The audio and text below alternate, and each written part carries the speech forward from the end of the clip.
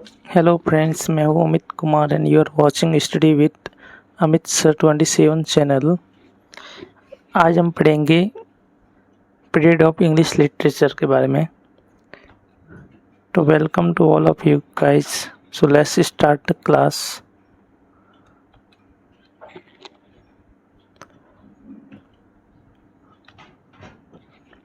Period of English literature.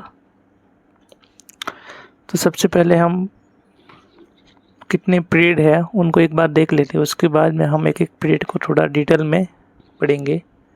तो period of English literature, अंग्रेजी साहित्य के कितने जो पीरियड है उनको देख लेते हैं, कितने पीरियड्स में अंग्रेजी साहित्य को बांटा गया है। तो पीरियड ऑफ इंग्लिश लिटरेचर, तो फर्स्ट पीरियड माना गया है वो 450 से 1066, जिसको बोला गया है ओल्ड इंग्लिश पीरियड। इसका एक और नाम है एंग्लो सैक्सन पीरियड भी बोलते हैं इसको। यानी कि जो 450 से लगा के 1066 तक, जब 66 तक जो पीरियड है उसको ओल्ड इंग्लिश पीरियड या एंग्लो सैक्सन पीरियड के नाम से जाना जाता है। फिर उसके बाद जो आता है वो है 1066 से लगा के 1500, जिसका नाम है मिडिल इंग्लिश पीरियड। जो 1066 से लगा के 1500 तक जो पीरियड है उसको मिडिल इंग्लिश पीरियड है वो बोला गया है। उसके बाद आता है 1500 टू 1660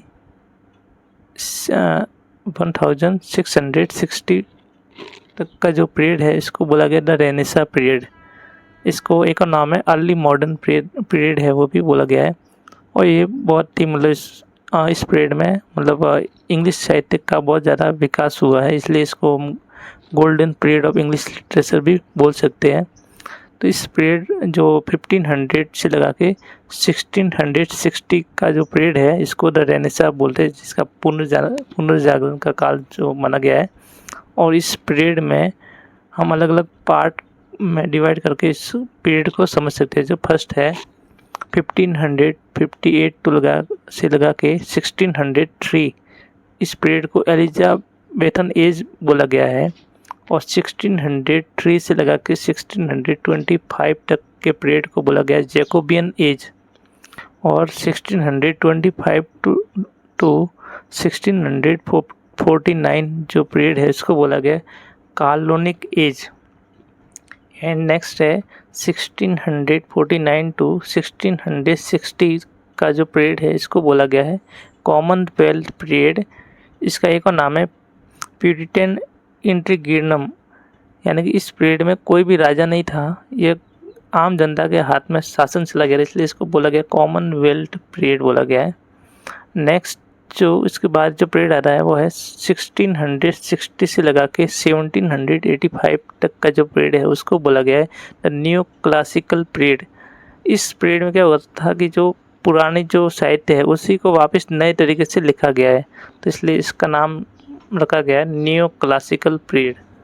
तो इस न्यू क्लासिकल पीरियड है इसको भी हम सब कैटेगरी में बांट के समझ सकते हैं। जैसे कि है फर्स्ट है 1660 से लगा के 1700 तक का जो पीरियड है इसको बोला गया है the restoration period. And 1700 to 1745 तक का जो पीरियड है इसको बोला गया है the Augustan age. And next 1745 to 1785 तक का जो एज है, जो पीरियड है, इसको बोला गया द एज ऑफ सेंसिबिलिटी। इसका एक और नाम है द एज ऑफ जॉनसन। यानी कि जो 1745 से 1785 तक का जो पीरियड है इसको बोला गया द एज ऑफ सेंसिबिलिटी, या फिर एक और नाम है इसका एज ऑफ जॉनसन। नेक्स्ट इसके बाद जो पीरियड आता है वो है 1785 टू 1832। इस पीरियड को बोला गया द रोमांटिक पीरियड बोला गया है। जो 1785 से लगा के 1832 तक का जो पीरियड है इसको द रोमांटिक पीरियड है वो बोला गया है। नेक्स्ट इसके बाद आता है 1832 से लगा के 1901, इसको बोला गया द विक्टोरियन पीरियड। इसका नाम है द विक्टोरियन पीरियड।